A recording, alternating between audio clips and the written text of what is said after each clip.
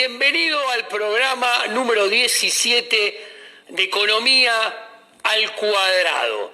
Nuevamente, como en las últimas ediciones, voy a estar solo. ¿Por qué voy a estar solo? Porque no está mi amigo, colega, coequiper, Javier Milei. ¿Y saben por qué no está? Les voy a contar por qué no está Javier Milei. Porque está en una reunión para ver si acepta terminar incorporándose al bailando de este año. Por eso no ha podido estar hoy aquí. Y en este sentido hay muchos detractores de Javier Milei en el bailando, ¿no? Yo creo que los detractores pueden dividirse en dos grandes ramos, y yo voy a explicar desde mi punto de vista cómo veo la situación. Javier Milei decide aceptar la invitación e ir al bailando. Entonces tenemos un grupo de personas que pueden plantear y decir que es poco serio, le saca seriedad, no es para un economista. Y el punto es, cuando uno juzga el accionar de determinada persona, tiene que pensar o tener en cuenta en ese juicio de valor los objetivos de dicha persona. Puntualmente, cuando uno dice, bueno, es poco serio para un economista ir al bailando, generalmente lo hace pensando en que, un economista se plantea ser un economista que vive yendo de directorio en directorio de empresa multinacional, que ejerce la consultoría y que entonces tiene que guardar una determinada postura ante los directivos de las empresas, ante los accionistas de las empresas que tienen sus juicios de valor. El punto es, hay que ver si el objetivo de Javier es este. Yo creo que el objetivo de Javier es transmitir las ideas liberales a la mayor cantidad de gente posible. Entonces, vamos a ponerlos en términos sencillos. Siempre en Argentina el liberalismo ha estado, en forma errónea desde mi punto de vista, bajo un manto de élite, que es una filosofía que tiene una visión económica dentro, que se las asocia con las élites. ¿Y por qué? Porque siempre que aconteció, desde mi punto de vista, mayormente, no en todos los casos, pero sí claramente en la mayoría de los casos, la gente que se vendió como liberal en Argentina, en realidad era conservadora, gente conservadora, con ideales mucho más próximos al conservadurismo que al liberalismo. Entonces, con esta impronta, lógicamente conciben que esas ideas tienen que ser transmitidas con una impronta, digamos, seria, en lugares serios, con público que tiene que estar dispuesto a recibir la información a través de esas formas de canalizar la información. Claro, y Javier quiere hacer que las ideas liberales sean lo más populares posibles, entendiendo hacer popular las ideas liberales como transmitirlas a la mayor cantidad de personas posibles, de todos los estratos sociales y de la manera más simple, más llana, más coloquial, con el lenguaje que la gente está acostumbrado a usar todos los días en su casa, en su trabajo. Entonces, si tenemos cuenta o en consideración que el Bailando es un programa que llega a millones de personas de todos los estratos sociales, con un lenguaje llano y potente, tenemos en cuenta y nos damos cuenta que es un programa popular. Entonces, si Javier quiere hacer del liberalismo una idea, un cúmulo de ideas, de una filosofía popular que llegue a todo el pueblo, yo creo que el Bailando es una alternativa posible para los propósitos que tiene Javier Milei, que probablemente puedan ser propósitos diferentes a los de otros economistas, inclusive a los míos también. Pero hay que tener en cuenta, para juzgar, antes de juzgar, hay que tener en cuenta qué objetivo tiene la persona que está haciendo la acción que va a ser juzgada. Esto es como las políticas. Hay que tener en cuenta qué objetivo de política económica se tienen para ver qué política y qué instrumentos aplicar. Y hay que ver si los instrumentos de política, la cantidad de instrumentos, condice con la cantidad de objetivos, para ver si el sistema tiene solución y es compatible determinado y se puede llegar a buen puerto. Recién después de estudiar todo esto, hay que juzgar a la política económica, a los instrumentos. Después está el otro conjunto de críticos de Javier, que es un conjunto mucho más pequeño, que es un conjunto de colegas. Muchos de dichos colegas que se autoproclaman como liberales, en realidad, si ustedes visualizan sus críticas, si ustedes visualizan cómo critican, en qué basan sus críticas y atan esas críticas y su punto de vista con respecto a Javier con sus análisis, su manera de comportarse, se dan cuenta que son conservadores, pero además son conservadores que, me permito decir, en gran medida tienen celosía de lo que está logrando Javier, porque nunca han tenido la oportunidad de llegar a la cantidad de gente que llega a Javier.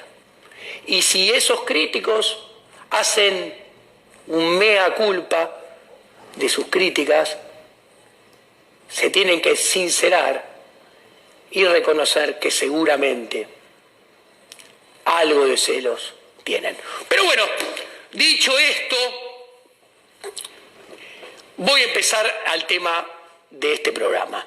El tema de este programa básicamente es qué pasa con la macroeconomía y la corrida cambiaria que enfrenta el gobierno y la macroeconomía. El gobierno está en condiciones de poder decir que tiene dominada esta corrida cambiaria, que tiene dominada la macroeconomía y que la macroeconomía en poco tiempo va a empezar a mejorar y se despejan los nubarrones y no va a haber más problemas cambiarios, la inflación va a empezar a bajar, el nivel de actividad va a repuntar.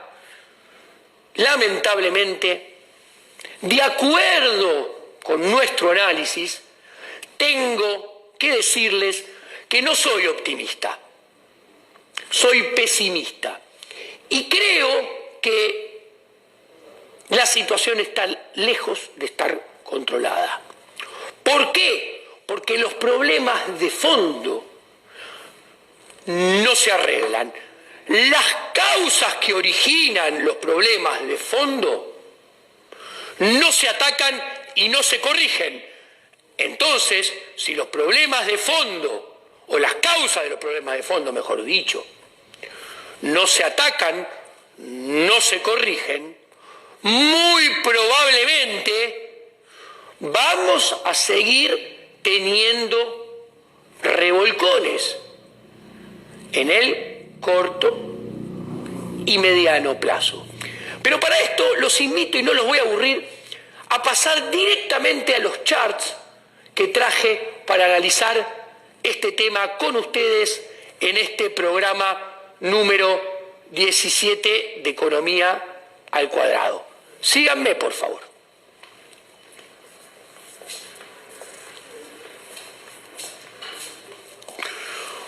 Bueno, como les dije, acá tenemos el primer chart que le traje. Este chart lo que muestra es el problema de fondo de nuestra economía, que es la caída de la demanda de dinero. Ustedes pueden ver esta línea punteada roja, lo que muestra es que se aceleró y se precipitó una fuerte caída de la demanda de dinero. ¿Qué quiere decir que la demanda de dinero caiga? Que el público no quiere pesos, que el público no quiere activos financieros nominados en pesos, se sale de ellos y se refugia en el dólar. Mientras que no se resuelvan las causas que dan origen a este problema, recurrentemente nuestra macroeconomía va a enfrentar revolcones y no vamos a poder decir que los problemas cambiarios están desterrados. ¿Qué se ve en este gráfico?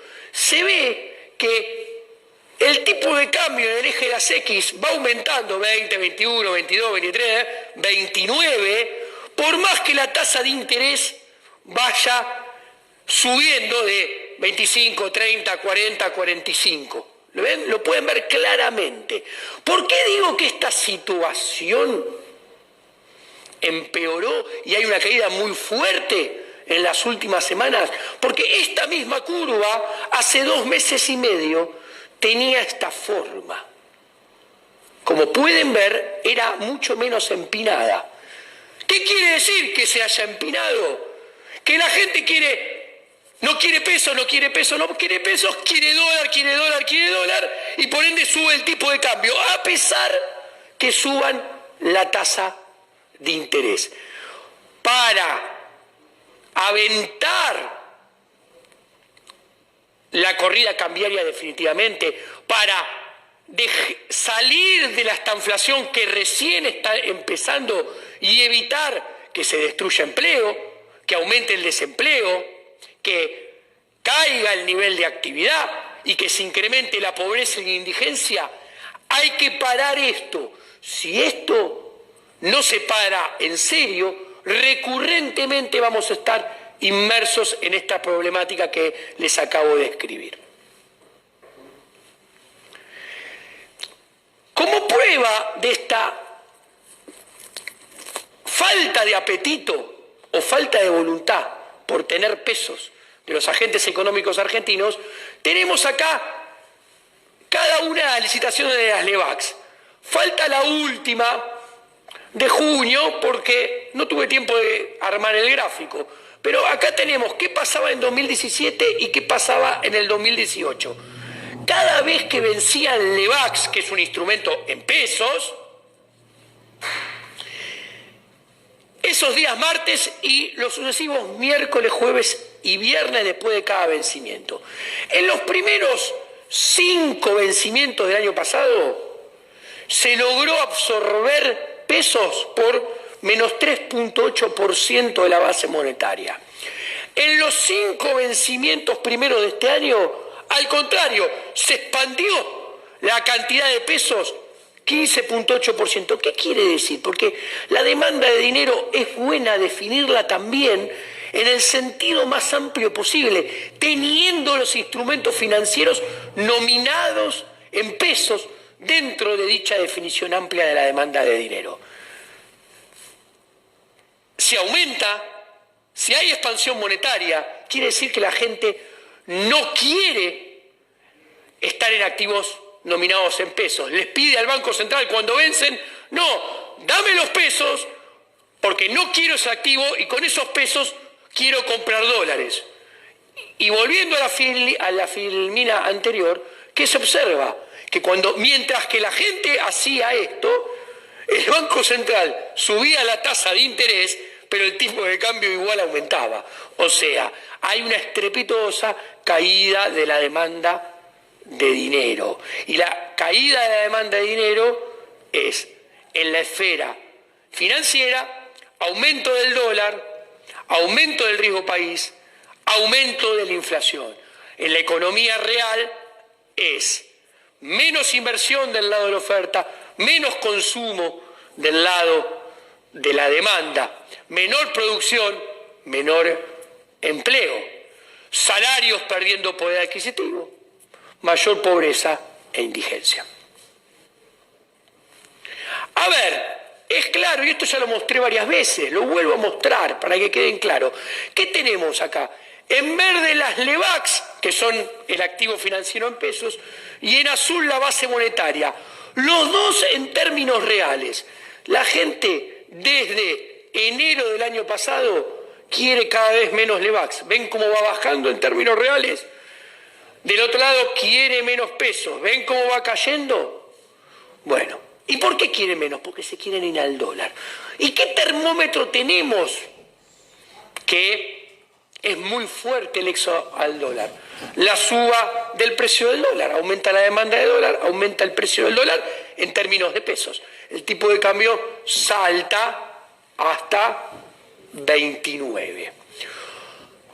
¿Y por qué pasa esto? Es que hay un desequilibrio monetario muy grande y récord. Y este desequilibrio monetario es récord justamente porque tenemos una base monetaria que crece al ritmo que viene creciendo siempre desde la época del kirchnerismo, desde los 2 primeros años de Federico Sturzenegger, 2016-2017, y que sigue creciendo a ese ritmo. El promedio de crecimiento de la base monetaria en los primeros 6 meses de este año es 26%. Ahora bien, si la base crece siempre al mismo ritmo, pero la gente cada vez quiere menos peso, si la oferta siempre crece al mismo ritmo, pero la demanda cae estrepitosamente, ¿qué pasa? Se ensancha, se agranda el desequilibrio. ¿Y el aumento del desequilibrio monetario qué es necesariamente? Salto récord del dólar que pica en punta y va a ser récord de inflación también. Y no es casualidad. A ver, en los primeros 6 meses de año la devaluación es del 57%, mientras, como mostramos la semana pasada, la devaluación del 2016 había sido del 30% y la del 2014 del 29.7%. Esta mayor envergadura de la inflación nos está mostrando que el desequilibrio monetario es mayor y nos está anticipando que muy probablemente, y si el Banco Central no cambia, y repito, si el Banco Central no cambia, probablemente la inflación también termine siendo mayor. El punto es que tenemos en este juego la base monetaria en términos reales en este punto un 10% por arriba de lo que estaba la cantidad de base monetaria en términos reales en mayo. Entonces, del 2016 post salidas del cepo, o sea, como mínimo, hay un exceso de base monetaria de 10 puntos en términos reales. A mi juicio, podría ser todavía más. Muy probablemente sea más, porque la situación monetaria de hoy en día es más delicada que en aquel momento. Pero a esto hay que agregarle que hay un money overhang. Se está juntando una cantidad no deseada de dinero que tarde o temprano, si el Banco Central no toma el toro por las astas, sino saca en serio y rápidamente todo junto ese dinero, se va a limpiar con más inflación. ¿Y cómo puedo ver el money overhang? Muy sencillo. Mire, miremos base monetaria, que está en azul, en 2015, base monetaria en azul en 2018. Y acá tenemos M1 en rojo, ambos en términos del PBI, con el cepo que nos obligaba a mantener los pesos que no queríamos tener porque no nos dejaban comprar dólares. Esto eran estos dos agregados en términos de PBI, tenían esos niveles. Como puede verse, hoy en día, dichos niveles son similares y sin cepo. Entonces, les aclaro que este numerito, que en Argentina está casi en el 13%, en la región ronda el 9%. O sea, hay un exceso de cantidad de pesos. Claramente se va a limpiar y se tiene que limpiar con más inflación. Acá no había otra que tenerlos, porque había un cepo, pero acá no está el cepo. Entonces, se limpia por inflación o nos venden dólares para sacar esos pesos. O nos vamos al dólar y el tipo de cambio sube, con lo cual se retroalimenta y más inflación y esa limpieza es más rápida y brusca, lo cual es muy negativo. A ver, todo este tema, ¿tiene chances de cambiar? Sí que tiene chances de cambiar. Yo hoy publiqué en la nota, en el Cronista Comercial, una nota que se llama "Hay que cambiar el plan económico del Chiqui Tapia y Sampaoli". ¿Por qué? Porque hay que cambiar de fondo. Hay que atacar el problema que está detrás de la caída de la demanda de dinero. Y el problema detrás de la caída de la demanda de dinero es el programa fiscal, el organigrama del gobierno y los nombres de los funcionarios. Hay que cambiar todo junto y al mismo tiempo y rápidamente el programa fiscal, el organigrama y los nombres. ¿Por qué todo junto? Porque es necesario hacerlo así para que sea creíble. ¿Por qué? Les cuento. ¿Qué sucede?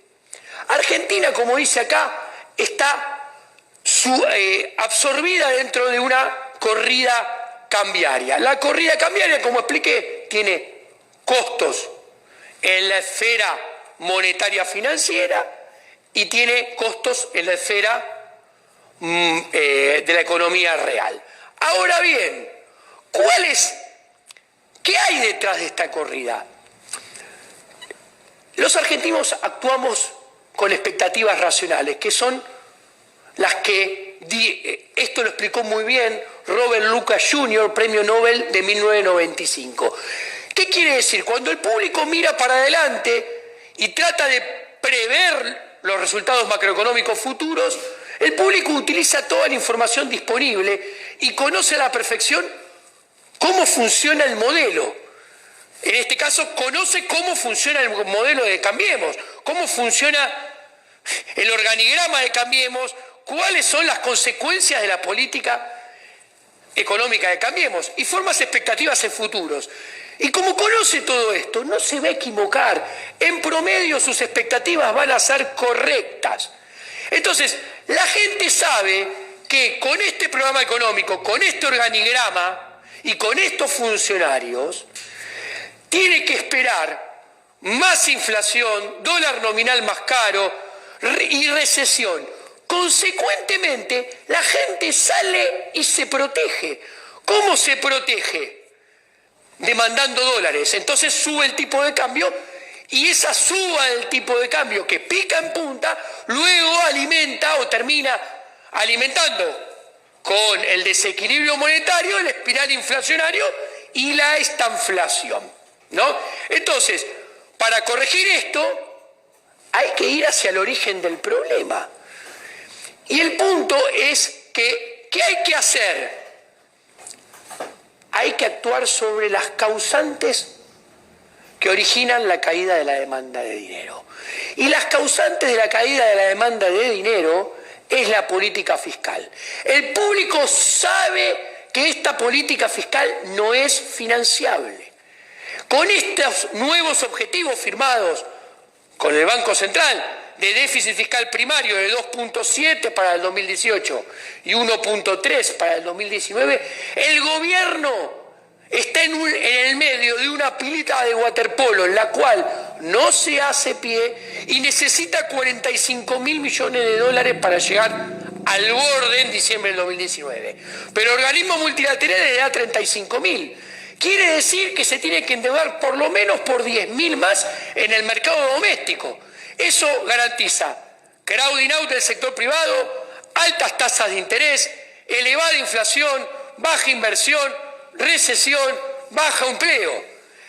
¿La alternativa a todo eso qué es? Bueno, devaluar más para tener que endeudarse menos, porque los dólares con devaluación rinden, entre comillas, más por un tiempito. Claro, lo que pasa es que eso es agrandar el problema. Es más caída de demanda de dinero, más dólar, más inflación. Entonces lo que hay que hacer es cambiar el programa fiscal e ir a un programa fiscal de equilibrio fiscal primario ya, en el 2018 y 2019, porque eso sí es financiable, para eso sí alcanza el dinero y se llega cómodamente a final del 2019. En ese marco bajaría el riesgo país, bajaría el costo de financiamiento y se podría volver a los mercados financieros de deuda, cosa muy difícil en el escenario actual. Entonces, redondeando, el punto a entender es, redondeando, ¿usted creería en ese programa fiscal si se lo anuncia Marcos Peña, jefatura de gabinete, Quintana, Lopetegui, con los 21 ministros y con estos funcionarios que nos trajeron hasta aquí? No, porque usted ya conoce que ese organigrama funciona mal. Usted ya sabe que esos funcionarios, cuando deberían haber hecho esto que yo digo, no lo quisieron hacer, entonces no están convencidos. Y usted, entonces, para que pueda haber un programa consistente que ataque y solucione los problemas de fondo, tiene que haber un nuevo programa, pero con un nuevo organigrama y nuevos funcionarios. Y son funcionales, porque sin nuevo organigrama, ningún funcionario va a agarrar. ¿Por qué? Porque los funcionarios, los candidatos a ser funcionarios también son parte del público y también saben y descuentan que con este organigrama no se puede diseñar, no se puede gestionar, ni se pueden aplicar políticas ineficientes. Entonces, como saben esto, no están dispuestos a asumir ese costo en el futuro y prefieren quedarse en su casa y no ir al gobierno. Pero contundentemente cierro con todo esto, y para que se entienda, porque el fútbol en Argentina es un instrumento de comunicación muy potente. Señor televidente, cierro la nota de cronista con esta pregunta que ahora se la hago a usted. Señor televidente, público, ¿usted piensa que con el actual organigrama de la AFA, con el Chiquitapia, con Angelici, con Sampaoli en el banco de suplentes y con Julito Grondona a cargo de las juveniles de la selección, vamos a ganar el Mundial de Qatar 2022? Seguramente usted conoce cómo funciona este modelo de AFA, Julito Grondona, Tapia, Angelici y Sampaoli. Ya sabe que funciona mal, no le cree. Bueno, en economía es exactamente lo mismo, pero más grave. ¿Sabe por qué? Porque en la economía usted es parte de la película, pero en la selección y en la AFA no. Buenas noches, esto ha sido todo por hoy.